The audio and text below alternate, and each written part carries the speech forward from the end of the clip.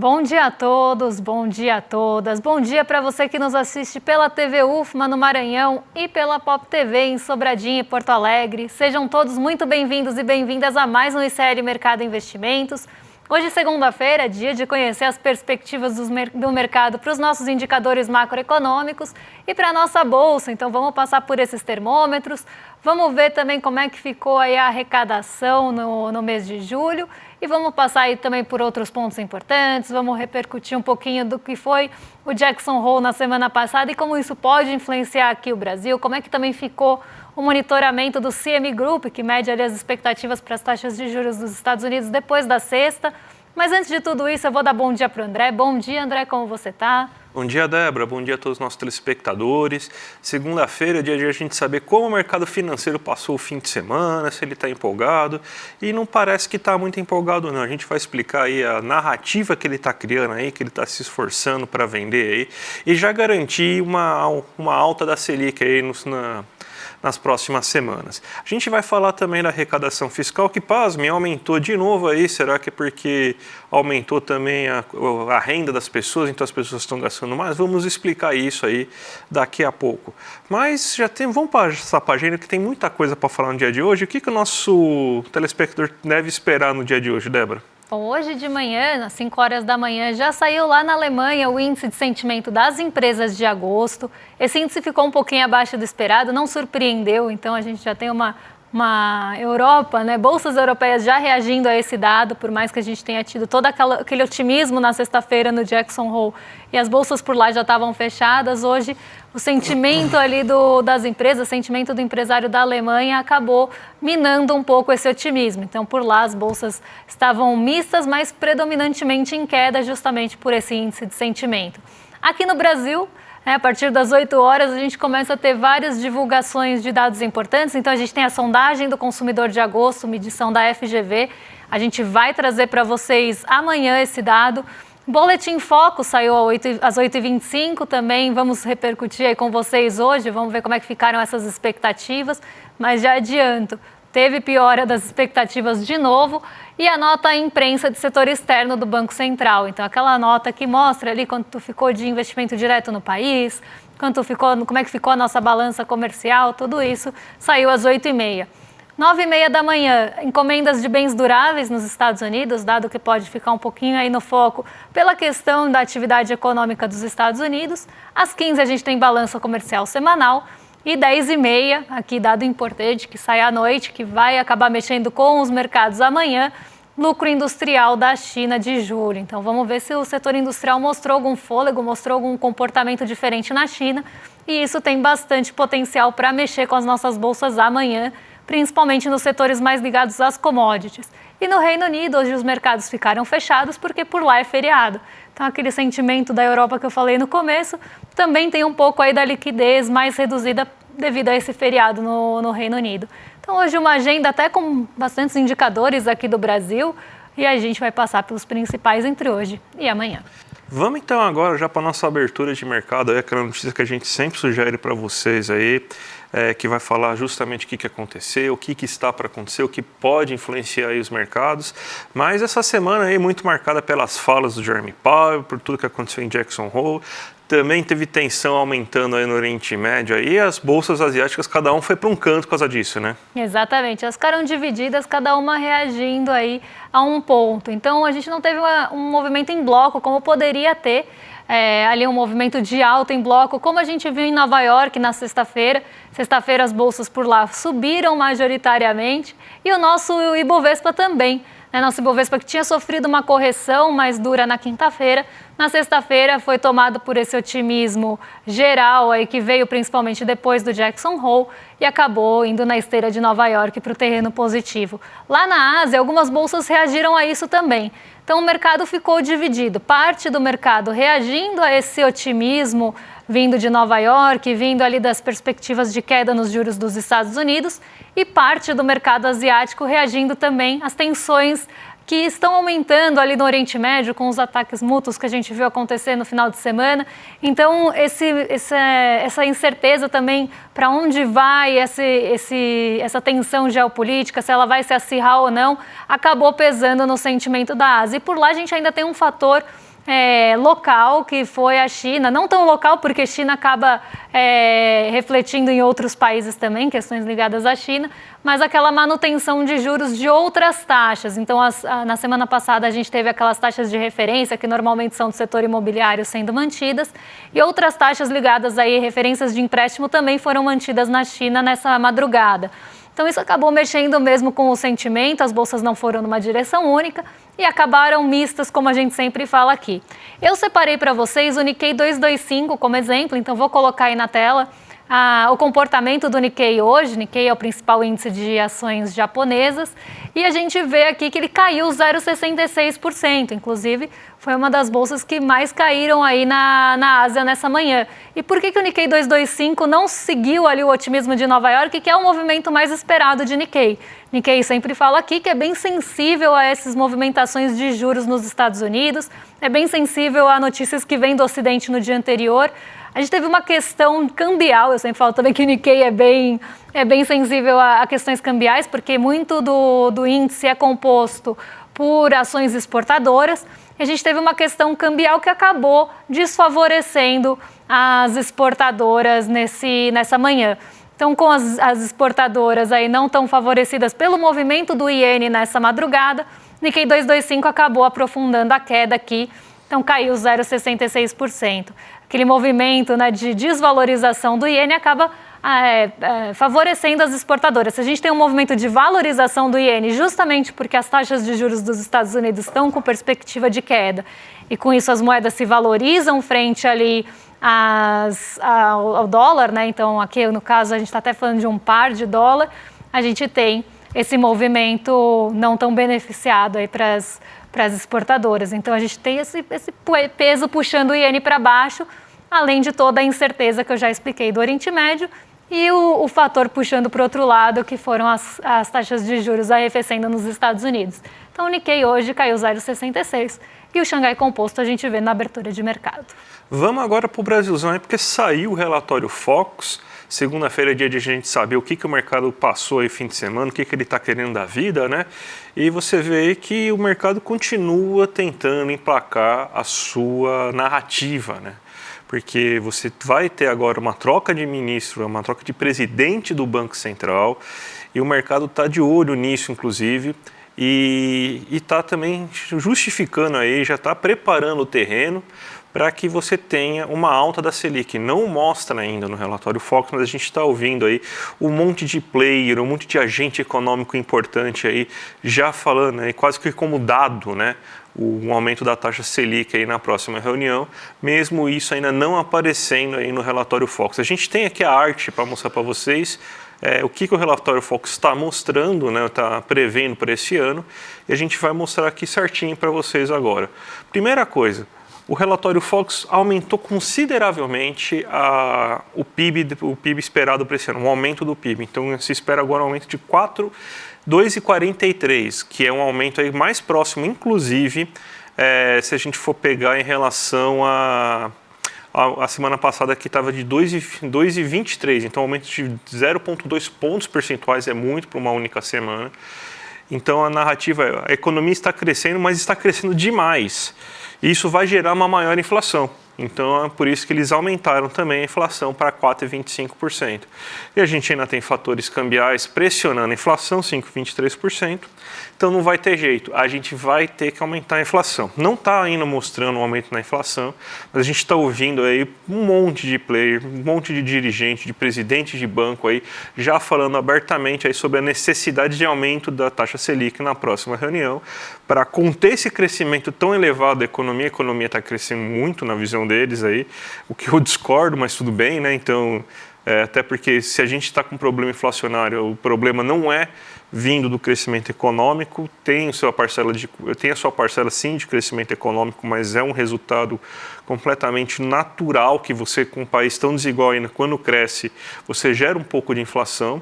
Mas o grosso da inflação é justamente preço de alimentos e preço de combustíveis. E a Selic em nada faz para resolver isso. O que você vai fazer é tirar emprego de pessoas mais vulneráveis, tirar a renda de pessoas mais vulneráveis. Então, aumentar desemprego, reduzir renda, com isso você vai reduzir a demanda da economia e vai reduzir a inflação. É isso que que o mercado está querendo, aí, por isso que ele está pedindo taxa de juros maior. Daí, com essa Selic mais elevada, ele ainda espera um aumento da inflação para aproximadamente 3,93.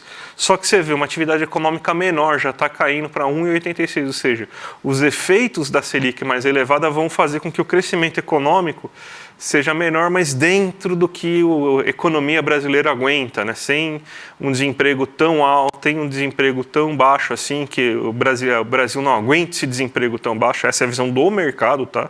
Então o Brasil está com desemprego muito baixo, deveria ser maior, então a gente tem que aumentar a Selic para isso. Então, essa é a narrativa que está sendo construída. O Brasil está crescendo muito, isso vai gerar muita inflação, então a gente tem que atuar. Daí eles falam, não, para atuar para reduzir a inflação no futuro, mas redução de inflação no futuro via aumento do desemprego, via queda na renda. Então é isso que o mercado está querendo aí no final das contas, Débora. E aqui é um ponto importante para a gente pensar no Focus, né? O Focus ele sempre divulga a mediana do conjunto de expectativas. Então, quando a gente vê esse resultado do Focus, por exemplo, o Selic a 10,5, a gente está vendo a mediana das expectativas do mercado. O que é uma mediana? É um valor que divide o conjunto de dados ao meio. Então, a mediana, esse valor que divide o conjunto de dados ao meio ainda não mudou. Ele está em 10,5%. Só que quando a gente olha a média, então, pegando todo mundo que respondeu o Focus, somando todas as expectativas e dividindo por todos esses respondentes, a gente vê que há algum tempo essa média já vem subindo, assim como o desvio padrão dos dados. Então, um ponto importante para a gente pensar, inclusive quando a gente tiver o fechamento do mês que saem as distribuições, para ver quem que respondeu, quem respondeu a gente não sabe, mas quantos respondentes a gente teve em cada uma das faixas de taxa de juros, a gente começa a ver se esse cenário está mudando. Pela média, a gente já vê que a Selic esperada para o fim do ano, até porque a gente tem uma disparidade grande entre mínima e máxima, mas pela média a gente já começa a ver há algum tempo essa Selic subindo. Então pode ser que em algum momento a gente tenha o deslocamento dessa mediana e isso comece a aparecer no Focus. Mas vários agentes já estão revisando essas taxas de juros para cima nas suas projeções para 2024, mas esse reflexo ainda não está no Focus. Ele está muito lá nas taxas de juros futuras, mas no Focus ainda não. Então não se surpreendam se nas próximas semanas a gente começar a ver a Selic aqui em alta. E aproveitando esse assunto, já que a gente está falando de juros, já que a gente está falando de Selic, vamos comentar um pouquinho do que foi o Jackson Hole aí na sexta-feira, o que puxou, né, essa bolsa para cima na sexta, as expectativas de juros aqui para baixo, também lá nos Estados Unidos.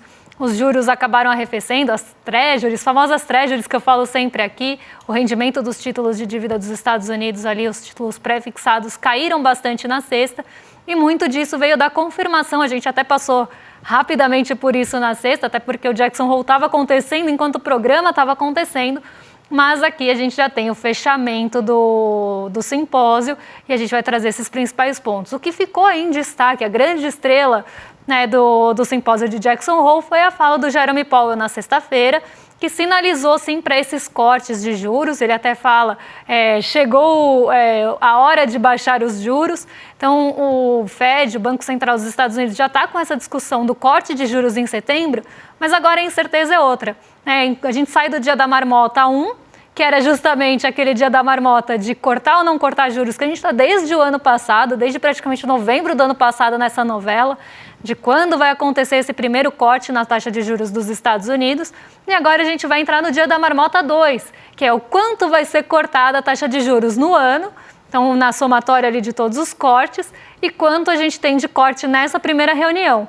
E quando a gente vê um monitoramento do CME Group, o CME Group ele reúne as expectativas do mercado para as taxas de juros dos Estados Unidos, nós vemos aí um comportamento interessante acontecendo. Então, vou colocar aqui na tela para vocês como é que ficou o monitoramento e como isso mudou depois da fala do Jerome Powell. Então, há um mês atrás, aqui se a gente pega um mês, 26 de julho de 2024, a expectativa majoritária aqui era de corte de 0,25 ponto percentual, 88,4% da probabilidade. Aqui a gente está falando de probabilidade, tá? Então a probabilidade era de 88,4% de um corte de 0,25 e um corte de meio, que seria um corte mais agressivo, 11,3%. Conforme a gente tem os dados saindo lá nos Estados Unidos, aquele relatório de empregos, o payroll decepcionando um pouco e outros pontos ali pressionando para cortes de juros maiores, principalmente essa pressão vinda do mercado, a gente começa a ver uma mudança aqui, né, de 76% de probabilidade de corte de 0,25 contra 24% de meio. Então, meio começa a ganhar corpo aqui, e 36% no dia do Jackson Hole. Então, no dia que o Jerome Powell falou, a expectativa de corte maior, de corte de 0,5%, foi para 36% contra 64% de corte de 0,25%. Hoje, essas expectativas voltam a se equilibrar. A gente tem a expectativa de corte de 0,5% em 34,5% de probabilidade, e 65,5% de corte de 0,25%. Mas a gente vê como é que isso foi diminuindo, né? Essa possibilidade de corte menor foi diminuindo ao longo do tempo e a possibilidade de corte maior foi aumentando. E outro ponto aí que não acabou ficando bem em segundo plano, pouca gente falou, é que na sexta-feira, que Jerome Powell acabou tomando todo o noticiário aí em relação ao simpósio. Mas na sexta-feira, quem falou também no simpósio de Jackson Hole foi o nosso desquerido Roberto Campos Neto, né? Ele acabou também falando nesse simpósio e falou sobre as dificuldades aqui fiscais do Brasil, novamente ali se colocando num posicionamento de que o Brasil tem muitos desafios, principalmente na parte fiscal, na parte de transferências monetárias. Falou bastante sobre isso, até achei que ele fosse falar da autonomia do Banco Central, porque toda vez que ele vai num evento internacional ele fala disso, mas dessa vez não. Dessa vez ele acabou continuando naquele discurso meio contra ali Brasil e colocando esses pontos, principalmente das dificuldades fiscais. Que dificuldades fiscais, né? Devem ser as mesmas que o mercado acaba vendo aí. Falou também desses cortes de gastos, de toda essa questão fiscal, principalmente de social. Então ele acabou falando sobre isso no Jackson Hole e também acabou sinalizando aí, né, com essa cabeça, o mercado pega essas entrelinhas. Então, se ele está falando de dificuldade fiscal, de transferência monetária, se ele está falando de programas sociais, o que o mercado já começa a pensar? Bom, talvez a gente tenha um risco país maior se a gente tem alguns desafios fiscais pela frente. Um risco país maior, o que vai trazer? Um prêmio pelo risco maior. Se o risco aumenta, a gente vai precisar de um prêmio pelo risco maior. Então, o que a gente pode pensar que ele está sinalizando? Isso, cabeça do mercado, tá? Para um aumento de taxa de juros. Então, o mercado já pegou essas entrelinhas do Roberto Campos Neto no Jackson Hole para tentar buscar apoio nessa narrativa que o André estava falando, de que precisa subir a taxa de juros nesse ano. E Roberto Campos Neto, a gente sabe que é da turma que, se precisar votar para subir a taxa de juros, ele vai fazer em um aceno enorme para o mercado financeiro, já que o alinhamento dele é com o mercado financeiro mesmo e não com o povo brasileiro e não com programas sociais, nem nada disso. Então ele reforçou esse discurso no Jackson Hole, mas não teve muita coragem, seria muita cara de pau dele falar em autonomia do Banco Central, como ele sempre fala. Mas ele acabou não falando e acabou focando mais nesses pontos, mais uma vez em um aceno para o mercado financeiro e mais uma vez em um momento de sucessão do Banco Central. Porque quem não lembra, na semana passada ele acabou falando, tem divergência, pensa diferente, e o mercado ficou com uma super pulga atrás da orelha. Então ele acaba sempre deixando essas entrelinhas para o mercado financeiro e no Jackson Hole não foi diferente. Mas a estrela foi realmente o Jerome Powell e ele acabou ficando no segundo plano nos noticiários. Vamos falar da arrecadação fiscal agora do mês de julho, aí, que foi divulgado na última semana, né? Foi na sexta-feira, né? Você tem um aumento de 9,55% da arrecadação, daí a gente vai mostrar um dado diferente aqui, mas a gente explica para vocês que é o seguinte, aqui a matéria está falando da arrecadação da Receita Federal, a gente tem um aumento de 9,55% real. Isso aí chega assim, daí você chega aí ao valor aí de só o que a Receita Federal conseguiu esse mês de 231%, de 231 bilhões. Vamos ver aqui o gráfico para ver aí qual que foi a arrecadação total aí do governo federal durante esse mês aí, ó. A gente vê aí que, ó, realmente foi 213,8, na verdade, né, 8 bilhões aí que o governo federal arrecadou em relação a 197,4 bilhões no mesmo período do ano anterior, ou seja, um aumento de 8,28% de aumento de arrecadação. Enquanto no anual, no acumulado, você tinha até arrecadado até esse momento 1,35 trilhões e agora a gente já arrecada 1,45 trilhões, um aumento de 6,77% em termos reais. O que está fazendo com que essa arrecadação aumente? Primeiro que a gente tem um aumento em todos os grupos aí.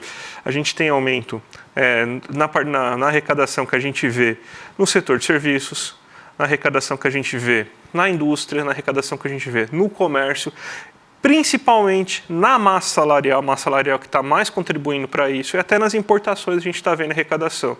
Isso aí, gente, é importante lembrar que tirando esse imposto aí esse imposto novo aí das importações, não tem a criação de nenhum imposto, tá, gente? Não tem. Essa arrecadação não está vindo porque aumentou a carga tributária do Brasil. A carga tributária continua a mesma, a reforma tributária não está em vigor ainda, não mudou, inclusive vai baixar, né, mesmo sendo o IVA mais alto do mundo, mas vai provavelmente baixar imposto sobre consumo do que a gente vem sendo cobrado hoje em muitas categorias. O dia a gente vai lá e explica aí com maior calma, maior cautela aí toda essa questão da reforma tributária. Mas o que a gente está vendo aqui é que o brasileiro está com maior emprego, está com mais emprego, o brasileiro está com uma renda melhor. Isso tudo está fazendo com que o brasileiro compre mais, se utilize mais de serviços, a indústria também está animada, está gastando mais, está investindo aí literalmente, está aumentando a capacidade produtiva e isso tudo aí gera imposto. Então esse aumento da arrecadação é justamente o quê? A atividade econômica maior e o brasileiro é consumindo mais, seja ele na pessoa física, seja ele na pessoa jurídica. Isso aí é o que mostra aí esse bom momento aí da economia brasileira, Débora. E por incrível que pareça, né, na verdade não é incrível, mas enfim, para o mercado financeiro, essa notícia ela acabou também trazendo um impulso para a nossa bolsa. Essa notícia saiu na sexta-feira. E na sexta-feira, essa surpresa, né, de ganho real, né, na verdade aumento real da arrecadação e desse aumento recorde, aí, nessa arrecadação recorde, tanto no acumulado do ano quanto em julho, acabou mostrando, né, o mercado financeiro não tinha pensado nisso, que coisa, que a gente poderia ter, sim, um reflexo disso nas ações. Então, se a gente tem ali uma arrecadação maior, isso poderia diminuir aquelas questões fiscais que o mercado tanto fala, mercado fiscalista, bota uma lupa desse tamanho nas questões fiscais, mas também que todo esse crescimento, né, que a gente vem acompanhando poderia ter algum reflexo, sim, na arrecadação e diminuir a questão fiscal, que eles tanto falam, que eles chamam de risco fiscal. Eu não gosto nem desse termo, porque não se tem risco fiscal, mas enfim, o mercado fala nisso, acabou diminuindo essas incertezas e esses temores do mercado financeiro. Quem diria, né, que crescer e ter uma política ali, né, de mais distribuição, se a gente for pensar a valorização do salário mínimo, ia gerar mais consumo, que iria gerar mais arrecadação lá no final, e essas perspectivas mais positivas para o Brasil, então, pasmem ou não, o mercado financeiro, desde que a gente tem várias notícias aí positivas de sentimento do consumidor, sentimento da indústria, os PMIs melhorando, esses índices do gerente de compras, todos esses termômetros melhorando, vários pontos positivos quando a gente olha para algumas questões industriais de realmente aumento da capacidade produtiva, monitor do PIB mostrando melhor formação bruta de capital fixo, tudo isso apontando para uma melhora, sim, do nosso cenário doméstico. Mas o mercado financeiro estava com uma venda nos olhos para esse cenário doméstico. Quando eles começaram a ver essa melhora do cenário doméstico? Quando a gente teve o aceno do Copom para o próprio mercado. Então, um discurso alinhado do Copom, né, do Comitê de Política Monetária, com o mercado, e também, além do Copom, do Lula ali falando que não iria se opor se tivesse que subir taxa de juros em um alinhamento com o Galípolo, que é o mais cotado para a sucessão, a gente começa a tirar o mercado financeiro começou a tirar a venda e olhar, nossa, realmente as perspectivas domésticas estão melhorando, olha, a arrecadação melhorou, então temos menos risco fiscal. E com isso, acaba melhorando também as perspectivas para as empresas que poderiam lucrar mais nesse cenário. Olha que coisa, o cenário doméstico mudou na percepção do mercado magicamente em uma semana. E tudo isso a gente vê também no termômetro da Bolsa, né, que acabou mostrando que o mercado continua bem otimista em relação à nossa Bolsa. Para essa semana, a gente tem ali um comportamento bem parecido com o da semana passada. porque 44,4% dos agentes espera alta, e na semana passada era 44,45%. Então, muito semelhante aqui o comportamento da Bolsa, da espera de alta para a Bolsa em relação à semana passada, mas a expectativa de queda diminuiu e foi transferida ali de 22,11, cai para 11,12, e isso transfere para a estabilidade, que estava em 33,34 e agora está em 44,44. Então, as expectativas majoritárias aí do mercado é que ou a nossa Bolsa vai ficar no terreno positivo e vai subir bastante, ou vai ficar perto do 0 a 0, com a menor parte esperando ali queda. Na semana passada, a gente teve essa alta da Bolsa, subiu 1,24 no acumulado da semana, e quem achava aí realmente que a Bolsa ia subir, acertou. E a gente vem de 3 semanas aí de alta na Bolsa, 3,78, 2,56 e 1,24. Muito disso refletindo sim cenário externo de queda de juros nos Estados Unidos, mas também essa melhora na perspectiva doméstica que o mercado começou a ver só agora, com quase 8 meses de atraso, né? Mas aqui a gente tem esse reflexo, inclusive nas perspectivas aí para a nossa Bolsa e para os nossos ativos domésticos, que estão melhorando aí as projeções. Débora, você tem 2 minutos para fazer a abertura de mercado, 2 minutos apenas. Vamos lá, então vamos colocar na tela aí o giro de mercado, porque hoje a nossa Bolsa continua aí no terreno positivo, cotada a 136.771 pontos, alta de 0,73 na contramão de Nova York, que está sofrendo um pouco de ajuste depois da alta de sexta-feira, principalmente da Nasdaq.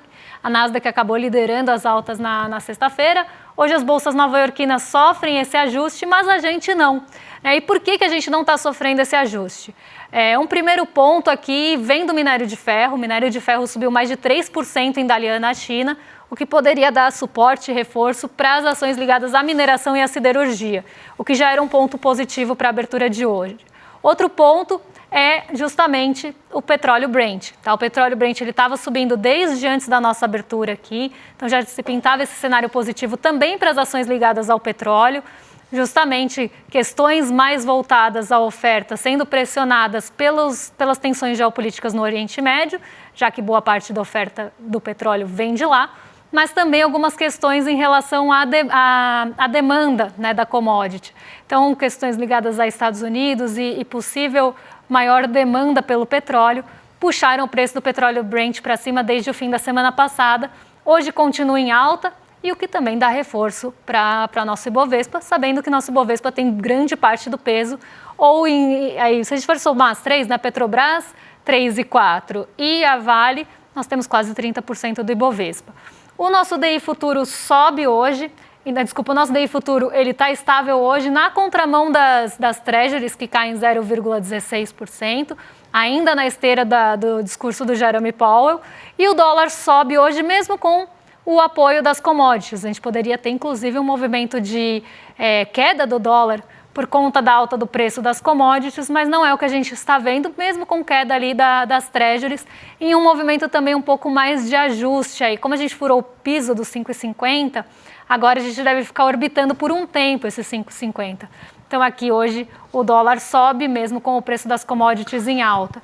Então esse é eu falei bem rapidinho aqui, o retrato da nossa bolsa, mas muito aí apoiada por essa alta dos preços das commodities. É amanhã, hein, Débora? Amanhã vai ser aquela super aula que a gente vai ter com o professor Bresser Pereira aí, o fracasso neoliberal, os segredos do modelo que promete riqueza, mas distribui injustiças. O nosso querido Eduardo Moreira conversou aí, vai conversar com o Bresser Pereira aí, vai ser imperdível. Amanhã, gente, lembrando, é amanhã. Ó, aqui, ó, se inscreve aqui, iclmercado.com.br, já ativa o sininho aí, que não vai dar para perder essa super aula aí que a gente vai ter, Débora.